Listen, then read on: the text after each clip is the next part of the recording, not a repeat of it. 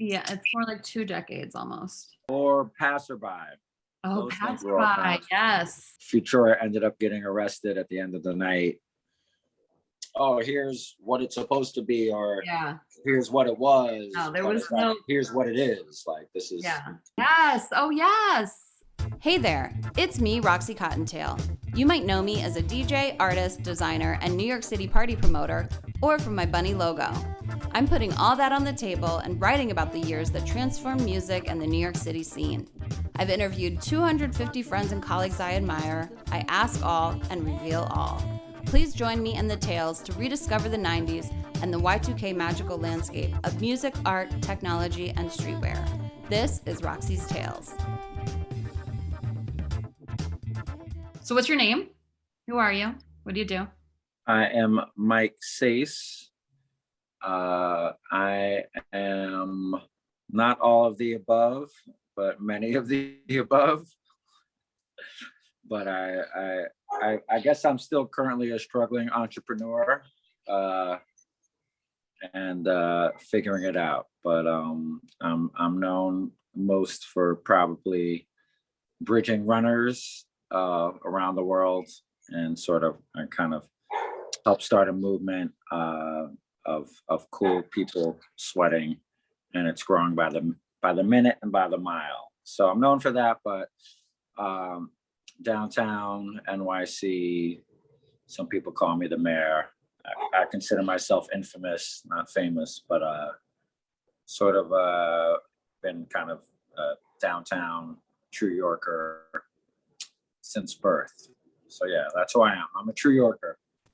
This week on Roxy's Tales, I've got the mayor of downtown New York City, Mike Saes, or El Saeso to some. He's the leading runner of bridge runners, but bridges so much more: community, culture, and dare I say, DGAF energy. He put me on and took me under his wing with Retail Mafia when I was brand new.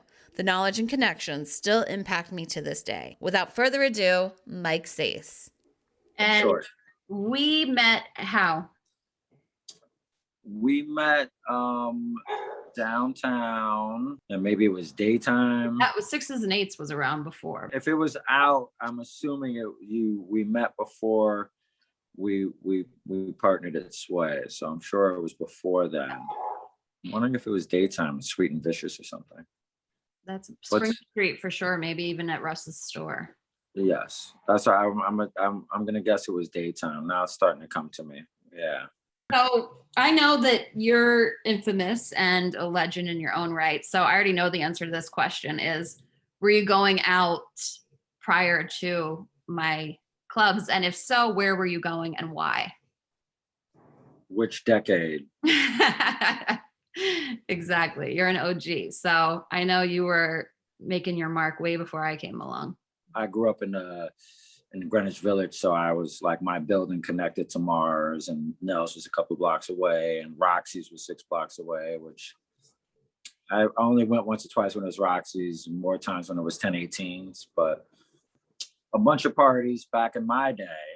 In your day, some of the better parties that I started going to were at the Hole and Passerby and just the rub and tug parties. And the point was I went out again to hear like good and different music, which was cool, which is what I loved about the rub and tug and all the other parties where the DJs were playing different music. And so when you came through, you know, with some Philly sounds and different sounds that we had kind of never heard before, and brought that downtown into the mix, that was kind of uplifting and special, because it was kind of like, you know, there's a lot of bad music out there that we don't want to listen to, and then to hear something new was really was good stuff. And so I have you and Aaron to thank. Well, it was the best party probably out of all of them. I would say it was that party. His birthday party. It was this. I think it was this one for sure, because it was, yeah, I think it, like Futura ended up getting arrested at the end of the night. How so? I think like smoking weed, the car when he left, not anything to party with, but I remember he wasn't mad at it. So I guess the party was that good that like if your night at the end is ruined, you know, sometimes you could have a bad night and a bad night. But I remember he didn't really complain about it, and that happened to him. But it was that was like a rock star party. Even though I was kind of just in one area of it, I didn't get but you couldn't really walk around anyways because it was that packed. Yeah. But I would say as a matter of success, that was like a great downtown moment. My favorite parties are probably some of the block parties on Spring Street, you know. Yeah. Because I was with my kids there. So that was really cool. They were awesome too. But like as far as an epic event, I would say that one goes down in history. Yeah. So this was me writing to you because, you know, I had started with Sway and I was just doing monthly. I was doing my female DJ night, Girl on Girl, all female DJs, Christine Renee, DJ Lindsay, myself, Talia. And then, you know, I think I was like, well, let me get every other week. And so I started programming every other week until eventually you guys were just like, just take it. But I also didn't have enough contacts to fill the talent slots every Monday. So I would write to you guys and be like, tell me who to book. And so, and then I love this too. I told A-Track about this too. Like, not only did you give me recommendations, but you told me not to start beef with people. Like here with Brand Nubian. Right. It's amazing. Cause like a lot of people wouldn't, you know, I think you always wish success for your peers. And this is proof of that. And you're just amazing. Yeah. Well, Alamo is a great DJ. So he played and Uncle Ralph played too. Yes. And we had I think we had Uncle Ralph versus Ricky Powell one Red night. Alert played too. Red Alert. I can't find pictures of him though. We had I know we had like battles. I think Futura DJ'd one night. Rock Rada. Maybe he was with Hero. Do we have Rock Rada? Yeah, this is a Rock Rada flyer. Seaman was doing the flyers for us early, but it got to be a point where I was like just chasing him for artwork so often that I would get it like the day of, and I was like, this won't work. But he did a lot of the early flyers. Here's another one with Rock Rada. Oh wow. Yeah, he played a couple times. No, that was good. That was like the comeback of like smoky clubs. You know what I mean? Like that was like where It sure was. And then and just good music, because in the beginning it was kind of just like for us almost like a social club where it wouldn't be too crowded and you'd have, you know, just special DJs come and it'd be kind of a select. And then one day I walk in there, I could barely walk. There's people being slammed against the wall in some form of dancing. And it was a fucking madhouse. It was off the chain. And that I would say that was literally the hottest in terms of temperature and in terms of crowd people going there, party in the city, which was a lot, many decibels away from what it started. So you did a really great job, and it became like this. It became this whole animal thing that was kind of amazing. My first intern, who was also a student at Pratt, but she was a few years younger than I. Her friends and her would go on Sundays and get emo, and then they would come on Mondays. And she said, you know, like it was some of the blurriest and funnest nights of growing up, you know, and like becoming an adult. And Indeed. So, is there a favorite DJ or performer that you have had from, one of our events or one of mine? Performance. I really like the Plastic Little when they did it'll always stick with me forever is they did the thing about the World Trade Center, how they were upset that it was gone because they use it to tell direction. And I never thought of it like, okay, that's our southern star, our southern light was that building. And they were like, So that little song, and I guess you might have done it acapella, Acapulco or something, but that kind of touched me. That was really, so that moment I'll remember forever. But kind of all the DJs, including A-Track, like, because I wasn't up on that Baltimore funk stuff, so that Be More Bounce shit. Yeah. And so that was all kind of, Time for the Percolator shit was kind of dope for me. It was percolating. So that all that stuff was moving for me, because even though I'm an old school fool, I do like to listen to new good music. So that was inspiring to me. I like to I like to learn things. So Here, I'm gonna take it so that back. whole style was good. What's that? This is Where's Mike Saes? Well, Behind a Cloud of Smoke, as usual. How many times did we collaborate together? Do you know? I would probably say at least a couple of between a baker's dozen and a couple of dozen. Yeah, it's hard to put a number on. This is baby us. Look at us. Children. I found, all the emails, all the receipts. I have a good archive. And so I'm also building a website that will coincide and will have a rabbit hole of nostalgia for everyone to visit. Awesome. Because I used to promote the photos because I was the party photographer. It was just like on my website until it got too much for me to be party photographer and like actually enjoy myself. And then sometimes I started DJing too, so I love. Well, it's funny, we talked about Sway all this time and we haven't mentioned Retail Mafia, which is actually why. Well, yes, so that's funky the fresh. thing. It's Retail Mafia presents.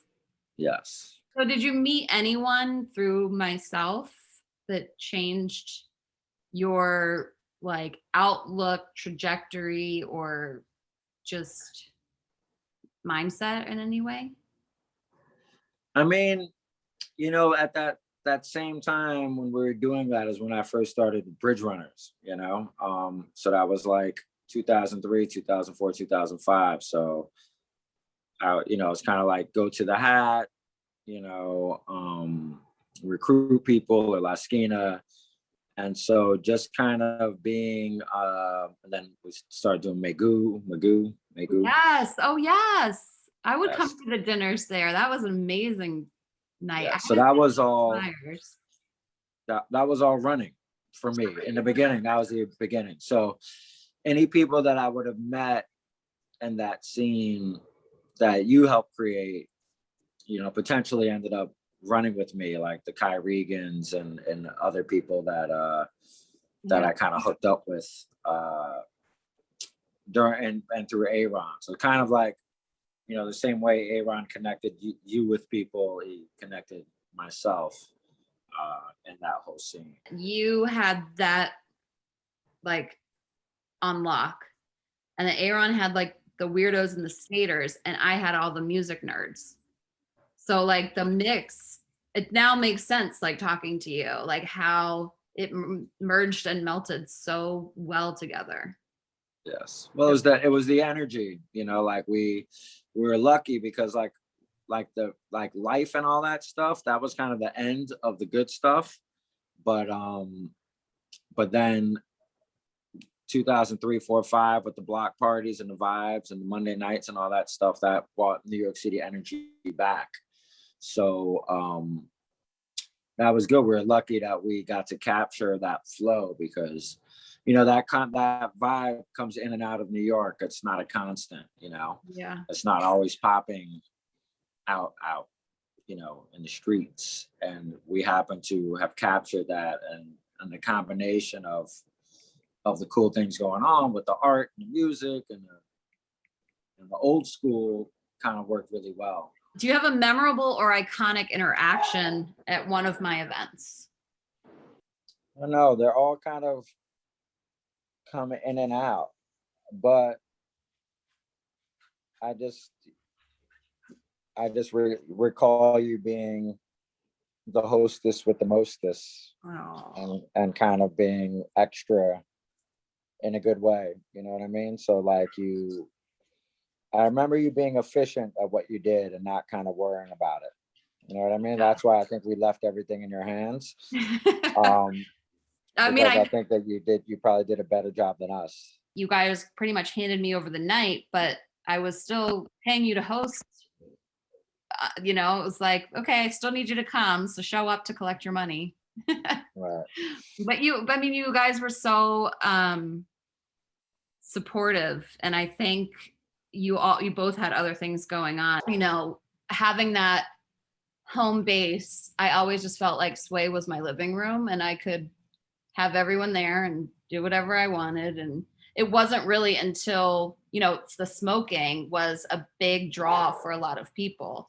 And when party photography kind of took off and I incorporated that, was when I started getting in trouble because of the photos.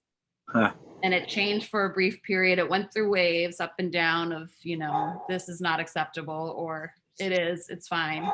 So, but Sway was always pretty open-minded, I feel like. Well, that was a great way to start off the week on a Monday night, huh? It sure was. And I really wasn't aware of that being an industry night because I was so new to the industry. I didn't even know, what that meant. But then it became this kind of mecca for all of downtown. Yeah, I think also because we switch up the DJs a lot. And just as little punk rock girl from DC, I wanted my story, but on a global scale of what we were doing and how it impacted pretty much the world, I feel is incredible. Yes, 1,000%. Yeah, well, when you bring, a soundtrack, and you're like, hey kids, you want to listen to something cool? And then you got people like me helping with the atmosphere. And Aaron connecting the dots, then we had some magic. So I think we definitely did what we were supposed to do back then, and it kind of lived how it should. I guess in my day there was Soul Kitchen, which was a great Tuesday night party, and then Beaver at Don Hills was a great Thursday night party, and those are kind of places or events that people grow up with, as kids, younger people, probably not ever going out before. And so I think we offered we have that kind of historic value of a block of time where a lot of people got a good taste and smell of culture, of New York City culture, as we were figuring it out ourselves, you know what I mean? And as we were creating it. So it's not like we were like, oh, here's what it's supposed to be, or here's what it was. No, there was no, here's what it is. This is, there was no plan. It was just you could see from how spontaneous it was with my emails. I'm like, I need a DJ. Tell me who to book, and, I trusted you both blindly, and thank God you guys had faith in me, because I got to build an empire out of it. Well, I know I was very confident in you, because you were not going to say you were thirsty, but I'll say you were hungry, and you were very confident and that you had this, you know what I mean? And then, and you also not really trying to take over, you're just trying to help, which is always good, right? Because I've been in places where we did a party before and they were like, oh, we're bringing this guy in, and I'm like, why? But when you came in, there wasn't any why. It was like, oh, dope. It makes life easier. I do remember giving Aaron a Holotronic CD and a plastic little CD, and I was emailing him please listen to it.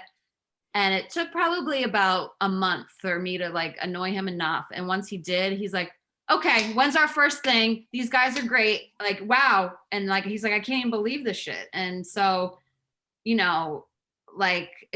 was nice that it just lit that spark in him. Cause I don't think he was really a club promoter. Was he at the time? No, Yeah. No, I think, yeah, nobody was doing, we weren't doing clubs, we're just hanging out. And again, the energy, like who really wants to go into a bar and see a bunch of OGs vaping? It's not that cool. So I'm glad it evolved into Oh, I what it thought is. it was cool, but you know, I love crazy music and all kinds of music. And so I had the, I mean, not that that DJ booth was ideal, because you know that it was a mess, but you know, we made it work. And it was like any like A-Track begging, like, can you put me on at Sway? And I was thinking like, this guy's a DMC champion, like, and I'm gonna put him in this rinky dink booth. I was so embarrassed, but he didn't care. He just Well, wanted to play. that's kind of cool too. That it was like we had a booth, right? It's like this kind of old school kind of Exactly. weird thing, and that place had probably some of the most legendary DJs ever in New York, like a bar, Yeah. you know, on Spring Street, Sway Street. Sway Street. Might as well. Yeah, that was a very cool thing. And Linda was really dope because she, Yeah. you know, she's been around, you know, the club scene and everything for years. I met her when she was like working at Slimelight. Yeah, she did the tour, right? Yeah, and her and Damon, and the fact that she let us like kind of Run take wild. that night, especially after the success of the Morrissey night, which was like, you know, really an epic New York night as well. Yeah. And that we could come in the day after and fucking smoke it out was just kind of dope. So it was a good consent Man, for you us to remember those be. couches? Oh my God. They were so fucking filthy. Couches and the bathrooms and Oh my God. yes, So filthy. something about that moment, like '05, or I guess you could compare it to now, or maybe it was the start of now and what now is, you know, because it wasn't that before then, you know. Yeah. I mean, New York has always been a little bit of punk rock, you know, and new wave, but that was kind of everything together. I guess that was kind of cool too, in a way, which I guess we don't, luckily, as true Yorkers, New Yorkers, and kind of, you know, leaders of culture, hustlers, you know, just kind of what we do.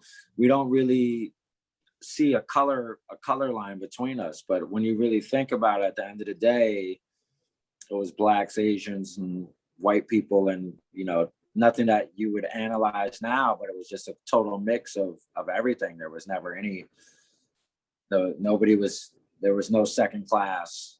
It was like kind of all of us in a mix. And when stuff like that, when equality comes organically, that's kind of magical. Because when you look back on it now, and the Katsus and the Fantas and everybody else that was with us, you know, just compared to what's going on right now, Yeah. there was never really, there's always appreciation, I think, of cultures that came to New York, you know, from San Francisco or from Maryland or from Philadelphia or from wherever, LA, and that came to New York and kind of like, you know, did a little graffiti or a lot of graffiti, but kind of became part of New York. And I think that period was good, because a lot of time us New Yorkers were like, just like, fuck that. We don't want to hear this. We don't want to do that. Like, you know, to our own demise.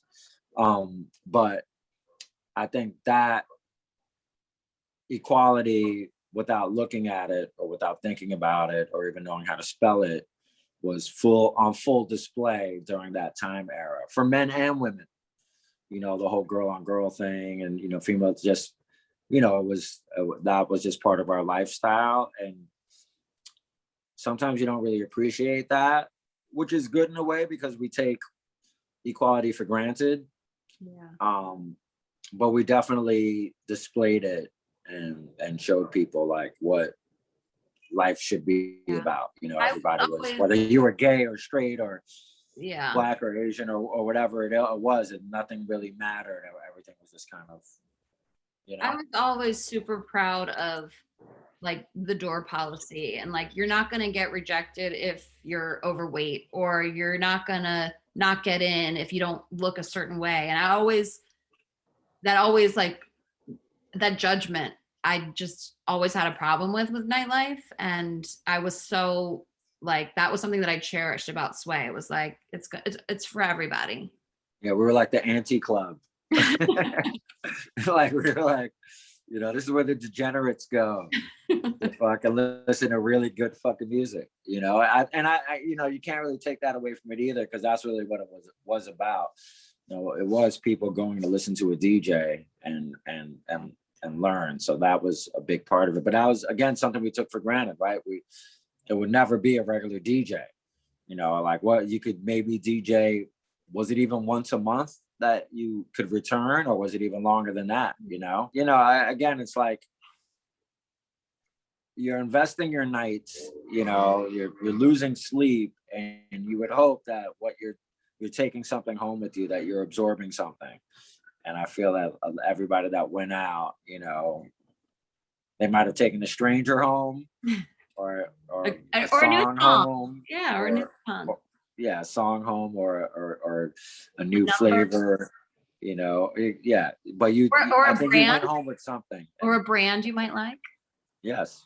Well, you took something home with you that, you know, you didn't regret in the morning, hopefully. Awesome.